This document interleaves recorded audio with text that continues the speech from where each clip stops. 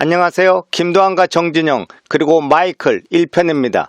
좋아요와 구독 부탁드립니다.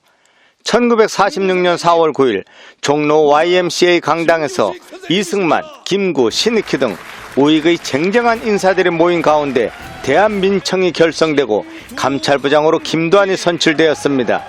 이 소식은 박헌영을 위시하여 허헌 그리고 정진영의 조선청년 전위대를 발칵 뒤집어 놓았습니다. 그것은 정진영이 힘든 일제강점기 밀정이었던 아버지의 죽음으로 눈먼 어머니와 청계천 수표교 다리 밑에서 처음 만나 서로가 눈물 젖은 빵을 나눠 먹으며 형제보다도 더 진한 우정을 나누던 김도환과 이제는 적이 되어 싸워야 한다는 말이었습니다.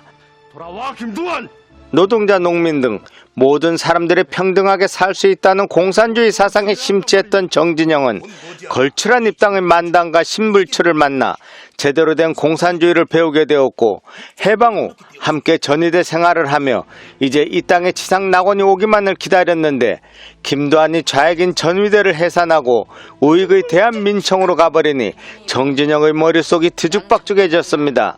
김도환 한때는 중마고 정진영의 인도로 같이 전위대 활동을 하며 우익진영에 공포를 불어넣었지만 아버지 김자진 장군이 공산주의자 박상실에게 피살되었다는 사실을 염동진이 보낸 이규갑이 알려주자 김도환은 즉시 좌익인 전위대를 나와 우익인 대한민청으로 갈아탄 것이었습니다. 영원할 것 같았던 이들의 우정이 한순간 금이 가고 이제는 오히려 원수가 되어 서로가 서로에게 총뿌리를 겨눠야 하는 세상이 온 것이었습니다. 민주주의가 무엇인지 공산주의가 무엇인지 서로가 상대 진영을 죽이기 바빴습니다. 1947년 4월 19일 명동의 한 음식점에서 김도환과 정진영이 마지막으로 만났습니다. 서로가 상대를 잘 설득하면 모든 것을 이해하고 자신의 진영으로 넘어오리라는 순진한 생각으로 만났지만 이미 확고한 신념으로 무장한 이들의 사상은 대화를 이어가면 갈수록 언성만 높아지고 결국은 한바탕 주먹 다짐이 벌어질 것 같은 일촉즉발의 분위기 가운데 결렬되고 말았습니다. 서로가 자리를 박차고 나온 이들의 마음속에는 깊은 앙금이 남았고 결국 정진영 일당은 김도환을 저격하게 되고 절친이었던 이들이 오히려 남보다도 못한 철천지 원수가 되어 서로가 상대방의 목숨을 노리는 사이가 되고 말았습니다. 1947년 좌우익의 극심한 혼란 속에서 이 난관을 타개하기 위해 미국 정가와 워싱턴으로 날아갔던 이승만이 타이완의 장제스가 제공한 비행기편으로 귀국하려던 4월 21일 그 며칠 전 김도환의 부하들이 은밀히 김일성 별장을 습격하러 떠난 사이 정진영을 비롯한 전위대 대원들이 대한민청 사무실을 습격하여 김도환을 죽이려던 계획이 실패하고 바로 그 다음 날인 4월 20일 정진영의 죽음과 김도환의 사형원도라는 엄청난 사건이 벌어지는 운명의 날이 밝았습니다. 그날 명동의 시공관에서는 정진영의 전위대가 경비를 서는 가운데 대배우 심영과 불세출의 만담과 신불출, 여배우 문여봉까지 남한 공산당의 고도 박헌영의 지시 아래 조선인민들의 정신 개조를 위해 제일선이라는 악극단이 선정극 봄타령을 공연하고 있었습니다. 이곳을 김도환을 위시한 대한민청 청년들이 습격, 정진영을 비롯 전위대 청년들을 일제강점기 창고로 쓰였던 남상 동본원사로 끌고 와서 전향을 강요했지만 정진영은 이승만은 사기꾼이고 남한 단독정부를 세우려는 파렴치범이다. 두하나 나와 함께 공산당에 들어와 모두가 잘 사는 세상을 한번 만들어보자. 지금은 너희가 나를 납치해와 패고 있지만 우리의 붉은 군대가 인민을 해방시키는 세상이 오면 그때는 너희가 죽임을 당할 것이다. 그러니 나와 함께 전위대에서 활동하자고 오히려 김도환을 설득하기 시작했습니다. 뭐라고? 감히 국부 이승만 박사님을 욕해? 정진영, 너 이 새끼 뼛속까지 빨갱이 물이 들었구나. 흥분한 김도환의 발길이 정진영의 가슴을 가격했습니다. 한 번, 두 번, 세상 끝까지 영원히 함께할 줄 알았던 이들의 우정은 정진영이 체내 출혈로 죽음으로써 끝나고 말았습니다. 그리고 끝내 정진영이 꿈꾸던 세상은 오지 않았습니다.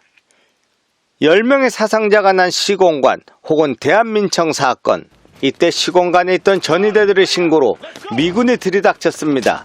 김두한을 위시하여 16명의 사람들이 미 군정청의 군사위원회 재판에 넘겨졌습니다. 미군들은 이들의 일체의 물리적 고문을 가하지 않았습니다. 다만 그동안 대한민청이 저지른 일들을 수백 장의 증거 사진으로 보여주니 김두한 일행은 부인 한마디 못하고 자신들의 죄를 시인할 수밖에 없었습니다. 검사는 살인, 방화, 약탈 등으로 16명 모두 사형을 구형하였습니다.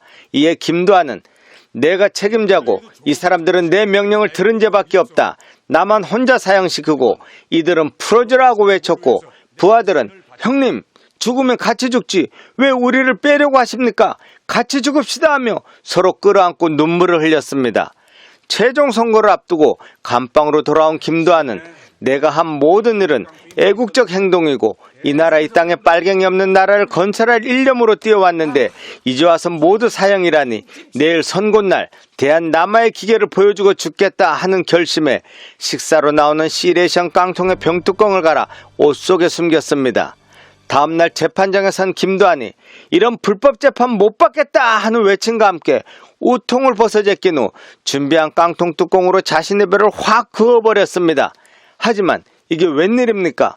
2달 가까운 감방 생활에 미군의 시레이션 깡통의 고기만 먹어 배에 기름이 낀 김두한의 배는 갈라지지 않았고 철철 흐르는 피를 받아 재판장을 향해 뿌리려던 김두한의 계획은 무산되고 수갑이 채워진 채 대기하고 있던 의사에게 봉합치료를 받는 처량한 신세가 되고 말았습니다. 그리고 이들이 받은 최종 판결은 김두한 교수형, 김영태, 신영균, 홍만길, 조이창 등은 종신형, 나머지는 20년에서 30년의 형을 온도받는 것으로 끝이 났습니다. 이들은 서대문 형무소와 대전교도소 등으로 분산 수용되었고 김두한은 홀로 오키나와 형무소로 이송되었습니다. 과연 낯선 일본 땅 오키나와 그곳엔 어떤 일들이 김두한을 기다리고 있을까? 오키나와 형무소에서 김두한이 만나는 거구의 흑인 마이클, 이 둘의 대결을 기대해 주십시오. 재미있게 보셨다면 좋아요와 구독 부탁드립니다. 감사합니다.